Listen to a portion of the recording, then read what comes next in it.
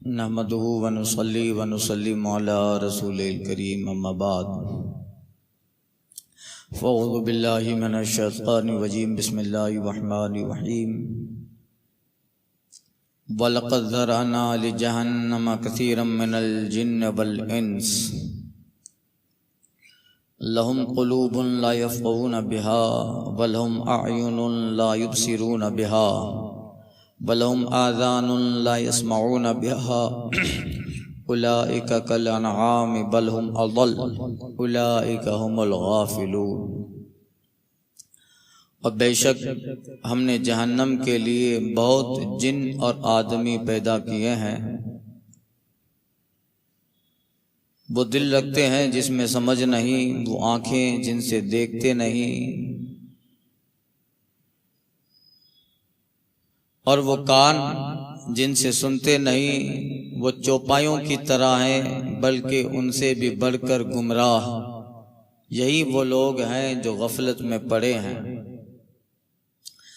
پچھلی آیت پاک میں بلعم باور اور اس جیسے لوگوں کا ذکر ہوا جو ہدایت پر آ کر گمراہ ہو گئے۔ اب یہاں گمراہ اور کفار کا جو ٹھکانہ جہنم ہے اس کا ذکر ہے۔ وَلَقَدْ ذَرَأْنَا لِجَهَنَّمَ كَثِيرًا مِنَ الْجِنِّ وَالْإِنسِ، اور ہم نے جہنم کے لیے بہت جن اور آدمی پیدا کیے ہیں۔ دیکھیں، اللہ تعالیٰ نے انسان اور جن کو عبادت کے لیے پیدا کیا ہے، وَمَا خَلَقْتُ الْجِنَّ وَالْإِنسَ إِلَّا لِيَعْبُدُونَ۔ اب جو اپنے مقصد کو بھول کر صرف مقصد ہی نہ بھولا بلکہ گمراہی اور کفر کی طرف بڑھا، اللہ تعالیٰ نے ان جن اور انس کے لیے جہنم بنائی ہے۔ جہنم، اس کی وجہ میں بیان کر چکا ہوں۔ اصل میں یہ لفظ جہنم تھا یا جہنام تھا، بیر جہنام۔ اس کا معنی ہوتا ہے بہت گہرا کنواں۔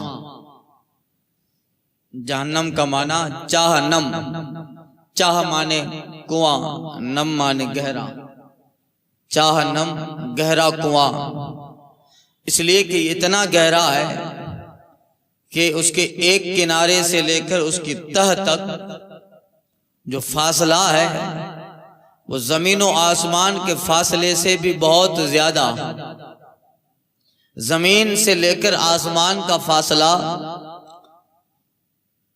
500 سال کا ہے، جبکہ جہنم کے کنارے سے تہ تک جانے کا فاصلہ 7500 سال کا ہے۔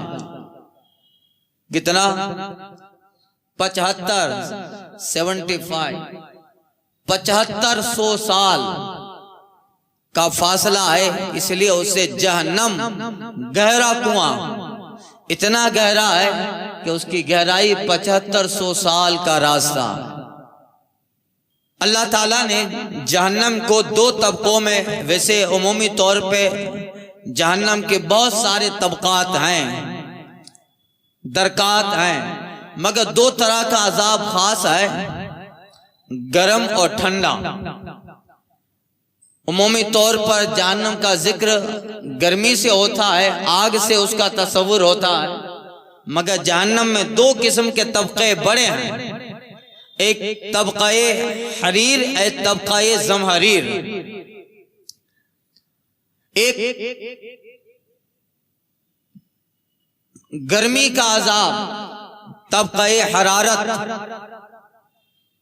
اور کچھ وہ ہوں گے جن کو طبقہ زمہرین میں اللہ تعالیٰ ڈالے، یعنی ایسا ٹھنڈا طبقہ ہوگا کہ وہ ٹھنڈک عذاب بن جائے۔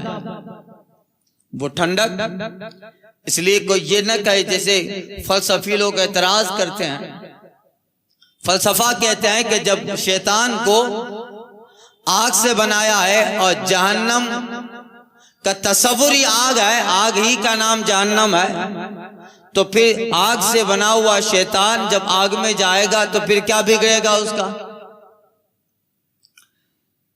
یہ مطلب نہیں ہے ارے انسان مٹی سے بنا ہے، مگر آپ کو پتھر ماروں تو لگے گا کہ نہیں پتھر بھی مٹی ہے، مٹی کو مٹی کا احساس ہوتا ہے. یہ نہیں ہے جیسا فلسفہ سوچتے ہیں، منطقی بعض ملحد منطقی کہتے ہیں. اور اگر ایسا ہو بھی مان بھی لیا جائے کہ شیطان آگ سے بنا ہے اور جہنم میں آگ کا عذاب ہے، تو پھر آگ کو کیسے جلائے؟ تو پھر اللہ تعالیٰ نے دو طرح کے طبقات رکھے ہیں، طبقہ حریر بھی، طبقہ زمہریر بھی.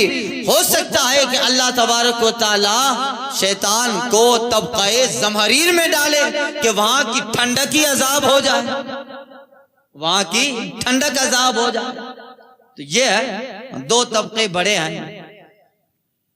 تو اللہ فرماتا ہے کثیرا من الجن والانس، جنات اور انسان اللہ تعالیٰ نے جہنم کے لیے بنائے ہیں. اور حدیث پاک میں آیا ہے کہ زیادہ تر مخلوق کا حصہ جہنم میں. حدیث کا مفہوم ہے کہ فی ہزار، 1000 میں سے 999 وہ جہنم میں ہے، ایک ہی جنتی ہے. اس لیے ہمیشہ حق والوں کی جماعت مختصر رہی، اہل حق اہل صداقت وہ کم رہے ہیں. 1000 میں سے 999 وہ جہنم میں ہیں، ان 1000 میں سے ایک ہی جنتی ہے. تو ظاہر بات ہے جب زیادہ حصہ ادھر والا ہے تو اللہ نے کیسی بنائی ہوگی؟ 999 جہنم، یہ حدیث کا مفہوم ہے. 999 جہنم میں ہے، 1000 میں سے صرف ایک ہی جنتی ہے. اب خوش قسمت ہیں وہ لوگ جس کو اللہ تعالیٰ نے 1000 میں سے ایک ایمان والا بنایا. خوش قسمت ہے کہ نہیں ہے؟ 1000 میں سے گویا اس کا سلیکشن ہوا ہے کہ 1000 میں سے 999 مستحق نار ہیں، کفر پر، گمراہی پر، یا مستحق جہنم ہیں. 999 طبقات نار میں ہیں اور ایک ہی جنتی ہیں. تو اگر یاد کرو اللہ تعالیٰ نے اگر کسی کو صاحب ایمان یا صاحب عرفان اور صاحب اسلام بنایا ہے تو خوش قسمت ہے کہ ان 1000 میں سے اللہ نے اس کا انتخاب کیا. وہ خوش قسمت ہیں. الحمدللہ ہم خوش قسمت ہیں کہ اللہ نے 1000 میں سے ایک بنایا. تو وہ کرم ہے اس کا، ایمان دیا اللہ تعالیٰ نے انس اور جن. اب دیکھیے اللہ تعالیٰ نے مکلف جو بنایا، شریعت کے قانون انسان و جنات دونوں پر ہیں. وما خلقت الجن والانس الا ليعبدون. ہم نے جنات و انسان کو عبادت ہی کے لیے بنایا. انسانوں کی طرح جنات بھی احکام شرعیہ کے مکلف ہیں، ان پر بھی نمازیں ہیں، ان پر بھی روزے ہیں، ان پر بھی احکام ہے.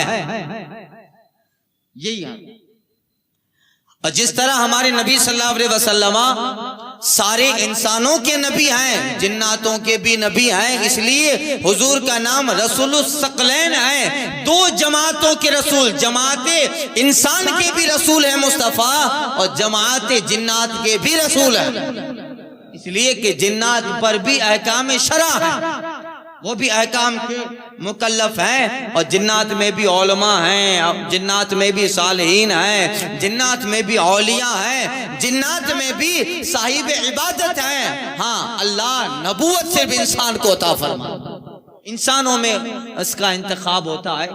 تو اب اس لیے آپ نے سنا ہوگا سورہ احقاف میں ہے، واقعہ مشہور ہے کہ سرکار صلی اللہ علیہ وسلم نماز پڑھ رہے تھے یا تلاوت قرآن مجید کر رہے تھے اور جناتوں کی ایک جماعت نے قرآن سنا اور حضور پہ ایمان لے آئی. اِنَّا سَمِعْنَا قُرْآنًا كِتَابًا أُنزِلَ مِن بَعْدِ موسیٰ، یعنی موسیٰ کے بعد جو کتاب اتاری گئی اس کو ہم نے سنا.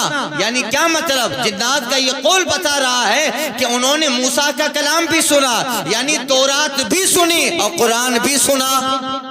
اسی لیے کہا انا سمینا کتابا انزل من بعد موسیٰ کے بعد جو کتاب اتاری گئی یعنی قرآن کو سنا، یہ جملہ بتا رہا ہے کہ انہوں نے تورات بھی سنی ہے۔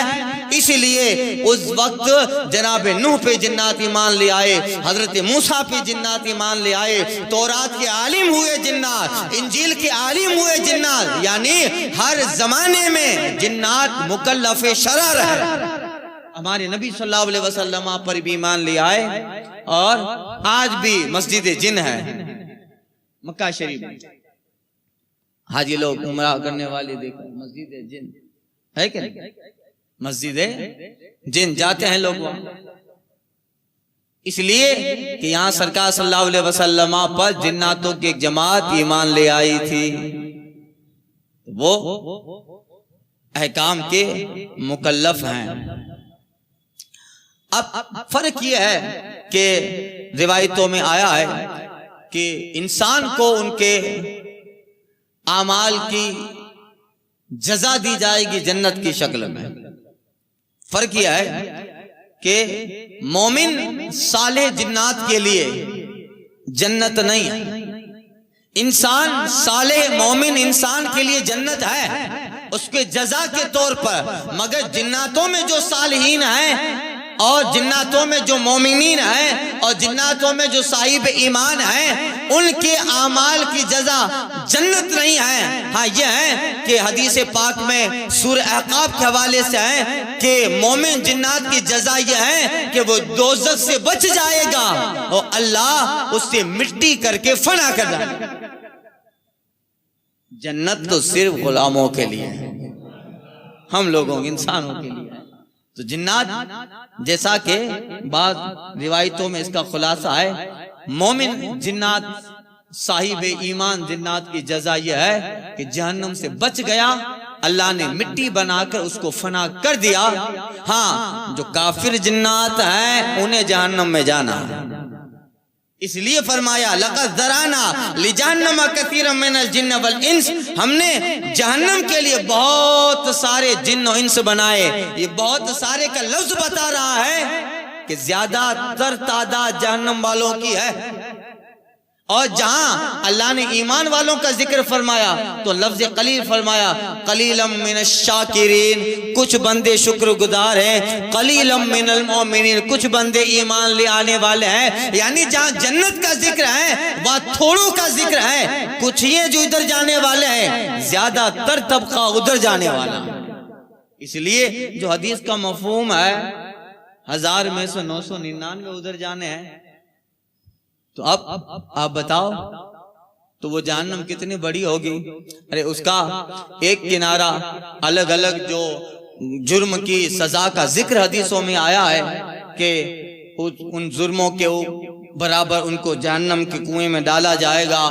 الگ الگ احادیث کا مطلب ہے 500 سال تک اندر جاتا رہے گا، 800 سال، 700 سال، اور یہ جہنم جس کا ذکر میں نے ابھی کیا کہ فاصلہ اس کے کنویں کا 7500 سال، 7500 سال۔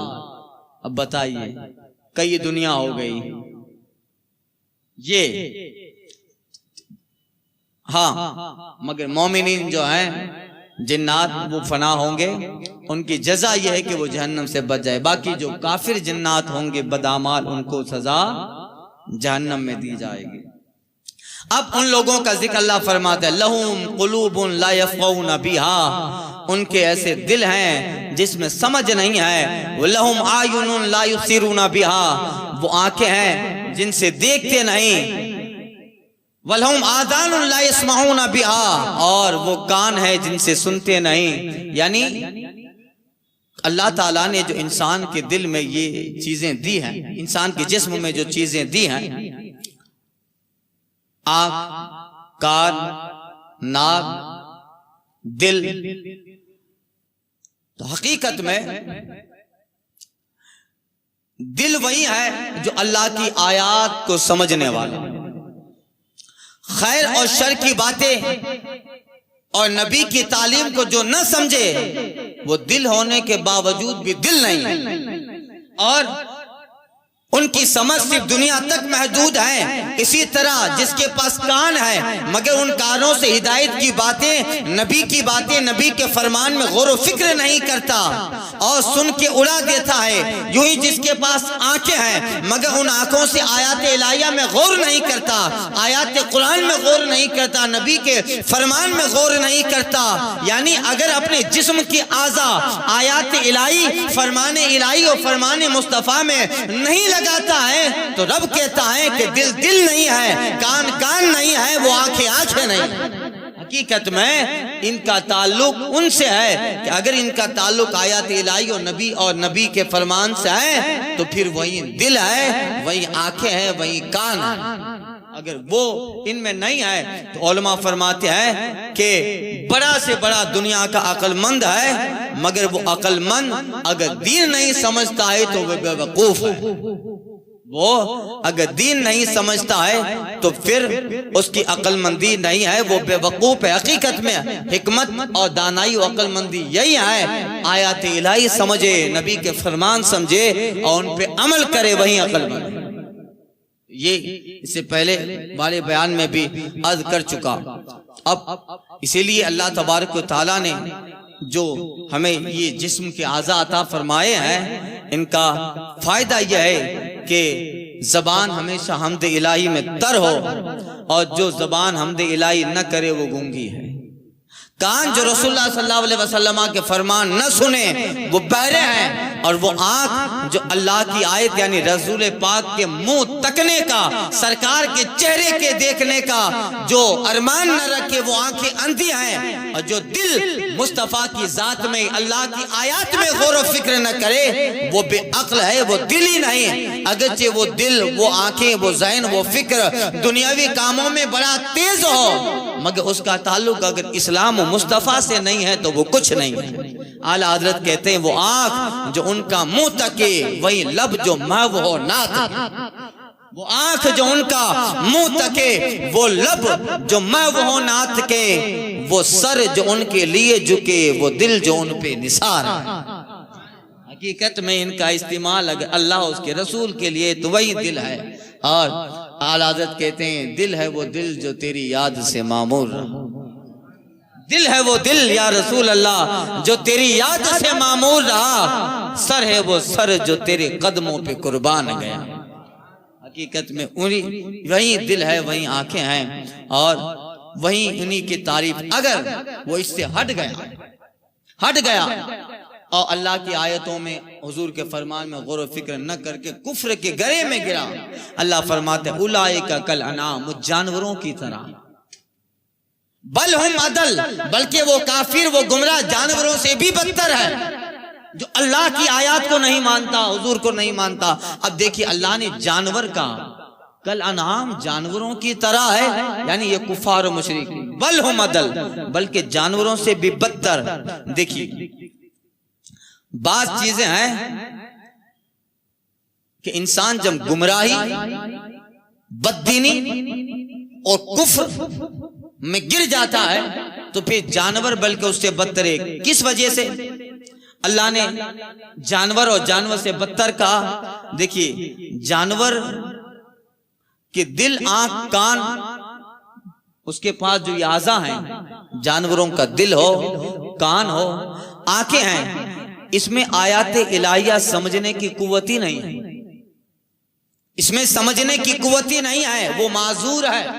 اگر جانور اللہ کی آیتیں نہ سمجھے، جانور اگر اللہ کی آیتوں میں غور و فکر نہ کرے تو پھر اسے ایسا نہیں ہے کہ وہ اب اس کا جو ہے وہ کافر جانور ہو گیا. نہیں، وہ معذور ہے، اس لیے کہ اللہ نے اس میں اللہ کی آیت، اپنی آیتیں اور غور و فکر کرنے کی طاقت ہی نہیں دی ہے. اگر کفار یعنی انسان جو ہے، انسان کے اعضاء میں اللہ تعالیٰ نے یہ قوتیں دی ہیں، اگر پھر وہ انسان ہو کر ان آیات میں غور و فکر نہیں کرتا تو جانوروں سے بھی بدتر ہے. اس لیے کہ جانور میں تو یہ سمجھنے کی طاقت ہی نہیں ہے، انسان میں تو ہے پھر بھی نہیں سمجھ رہا ہے، تو پھر جانور سے بھی بدتر ہے. یہی ہے، جانور اپنے برے اور بھلے کو پہچانتا ہے. برے اور بھلے کو جانور پہچانتا ہے. اور جانور اتنا تو عقل مند ہے کہ بھلے کو حاصل کرتا ہے، برے کو ترک کر دیتا ہے۔ بھینس سبزہ کھائے گی، چارہ کھائے گی، کبھی بھینس کو آپ نے گوشت کھاتے دیکھا؟ نہیں دیکھا نا۔ وہ سمجھ رہی ہے، اس میں اتنی تو عقل ہے کہ جو میری غذائیں وہیں کھایا جائے اور جو مجھے ہضم نہ ہو اس کو ترک کر دیا جائے۔ یعنی جانور اپنے بھلے اور برے کو جانتے ہیں، انسان ہے کہ وہ اتنا گر جاتا ہے کہ اللہ تعالیٰ اس کو نصیحت کرتا ہے اور اسے کہتا ہے کہ کفر کا بدلہ جہنم ہے، ابدی جہنم ہے، مگر وہ اس قدر دنیا میں ملوث ہو جاتا ہے، اپنا بھلا ترک کر کے ہمیشہ برائی کے پیچھے لگ جاتا ہے۔ یعنی جانور سے بھی بدتر ہو گیا کہ وہ دنیا میں اس قدر مو ہو جاتا ہے کہ بھلا برا بھول جاتا ہے۔ اسی طرح جانوروں میں ایک خوبی ہے کہ اپنے مالک کے اشاروں پہ چلتا پھرتا اٹھتا بیٹھتا ہے کہ نہیں؟ مگر کفار مشرکین یہ اپنے مالک کے احکام پہ عمل نہیں کرتے۔ وہ غور کریں کہ جس رب نے انہیں زندگی دی ہے اور جس رب نے انہیں سانس جیسی نعمت عطا فرمائی، جس رب نے زندگی کی انمول نعمت دی ہے، تو اس رب کی دہلیز پہ آ کے سر بسجدہ ہونا چاہیے، مگر پھر بھی وہ رب کی دہلیز پہ نہیں آتا، رب کی ماننے کے لیے نہیں آتا ہے۔ تو علماء کہتے ہیں کہ اب وہ کفار و مشرکین جو انسانوں کی جماعت میں ہیں اس کے باوجود جانوروں سے بدتر ہے۔ اسی طرح جانور کفر نہیں کرتا، جانور کافر ہوتا ہے؟ نہیں ہوتا۔ جانور مشرک ہوتا ہے؟ نہیں ہوتا۔ کبھی بھی جانور نے خدائی کا دعویٰ نہیں کیا۔ کسی جانور نے کہا انی انا اللہ، میں اللہ، میں خدا؟ نہ جانور کفر کرے، نہ جانور شرک کرتا ہے، نہ جانور نے خدائی کا دعویٰ کیا، نہ کسی جانور نے نبوت کا دعویٰ کیا۔ یہ ساری چیزیں کفار میں ہیں، لہذا جانوروں سے بدتر ہیں۔ جانور اپنے مالک کی روزی کھا کر اس کو پہچانتا ہے، اس کی اطاعت کرتا ہے، اس کے مقابلے میں کافر جس رب کی روزی کھاتا ہے اس کی دہلیز کے قریب آتا بھی نہیں ہے اور اس کی ذات کا منکر ہو کے زندگی بھر رہتا ہے۔ اس لیے جانوروں سے بدتر ہے۔ اسی لیے جو ہے انہیں کہا گیا کل انعام۔ وہ کفار و مشرکین اللہ کی آیتوں میں غور و فکر نہیں کرتے اور رب کے فرمان سے دور ہیں، جانوروں کی طرح بل ہم عدل۔ انہی ساری چیزوں کی وجہ سے وہ جانوروں سے بدتر ہیں۔ مولانا روم کہتے ہیں دریغ آدمی زادائے برمحل کے باشد جو انعام بل ہم عدل۔ یہی فلسفہ۔ اسی لیے انسان کفر کی وجہ سے جانور سے بھی بدتر ہو جاتا ہے۔ کیوں؟ اللہ فرماتا ہے اولئک هم الغافلون۔ یہ علت ہے، وجہ ہے۔ کیوں؟ اس لیے کہ وہ غافل ہیں، غافل ہو کر جانوروں سے بدتر ہو گیا۔ مگر یہی انسان اگر اپنے کو سنوار کے خدا کی وحدانیت، اس کے رسولوں پر ایمان، اس کی کتابوں، اس کے فرمان پر ایمان لے آئے اور اللہ کے احکام پہ عمل آوری کے لیے کمر بستہ ہو جائے، تو پھر قرآن و حدیث کہتے ہیں یہ انسان فرشتوں سے بھی آگے نکل جاتا ہے۔ اس کا مقام، اس کا منصب بتائیے، ابو بکر فرشتوں سے افضل ہیں کہ نہیں ہے؟ عمر فرشتوں سے افضل ہیں کہ نہیں ہے؟ ساری مخلوق میں اللہ اس کے رسول کے بعد، انبیاء کے بعد سب سے بہتر مخلوق الہی میں حضرت ابو بکر صدیق ہے۔ تو یہ ہے کہ بندہ جب رب کی دہلیز بھی آتا ہے تو اس قدر آگے بڑھ جاتا ہے کہ فرشتہ بلکہ فرشتوں سے بھی افضل ہو جاتا ہے۔ مگر انسان ہے کہ غفلت میں جب گر جاتا ہے تو پھر نہ مالک کی دہلیز پہ آتا ہے، نہ مالک کو یاد کرتا ہے، نہ مالک کو پہچاننے کی فکر کرتا ہے، نہ مالک کے آیات میں غور و فکر کرتا ہے۔ اعلیٰ حضرت کہتے ہیں دن لہو میں کھونا تجھے، شب صبح تک سونا تجھے، شرم نبی خوف خدا یہ بھی نہیں وہ بھی نہیں، رزق خدا کھایا کیا فرمان حق ٹالا کیا، رزق خدا کھایا کیا فرمان حق ٹالا کیا، شکر کرم ترسے سزا، یہ بھی نہیں وہ بھی نہیں۔ یہ ان غافلین کا ذکر تھا اور ان کا انجام۔ آگے اللہ فرماتے ہیں وَلِلَّهِ الْأَسْمَاءُ الْحُسْنَى فَادْعُوهُ بِهَا۔ سنو، اللہ کے بہت اچھے نام ہیں، اللہ کے بہت اچھے نام ہیں، تو انہی ناموں سے رب کو پکارو۔ اب یہ آیت کریمہ کی جو تفسیر ہے، ابھی وقت نہیں ہے، کل کے درس میں انشاءاللہ تعالی عرض کرنے کی کوشش کروں گا۔ اللہ تعالیٰ کے جو نام ہیں، نام تو اللہ کا ایک ہے جس کو ہم کہتے ہیں اللہ، ذاتی نام۔ باقی جتنے اسماء ہیں، رحمان، رحیم، کریم، ستار، منان، یہ جو اللہ تعالیٰ کے 99 نام مشہور بھی ہیں اور جن کی حدیث پاک میں بڑی فضیلت آئی ہے، وہ صفات الہیہ ہیں۔ اسماء الہیہ صفاتن، اللہ کے صفاتی نام ہیں۔ نام ایک ہی ہے، ذاتی اللہ، باقی سب خوبیوں والے اسماء ہیں۔ اور اس کی جو تفسیر ہے، روح البیان، تفسیر ابن کثیر اور تفسیر کشاف وغیرہ اور تفسیر معانی میں علامہ آلوسی نے جو اس آیت کریمہ کی ان مفسرین نے تفسیر کیا ہے کہ اللہ تعالیٰ کے ان ناموں کی خوبیاں اور جو رب کا فرمان کہ اللہ کے بہتر اچھے حسین نام ہیں اور انہی ناموں سے رب کو پکارو، اور بندہ جب ان ناموں سے رب کو پکارتا ہے تو پھر بندے پہ جو رب کا انعام ہوتا ہے، اس کی جو تفسیر مفسرین نے فرمائی ہے، انشاءاللہ تعالی ایمان تازہ ہو جائے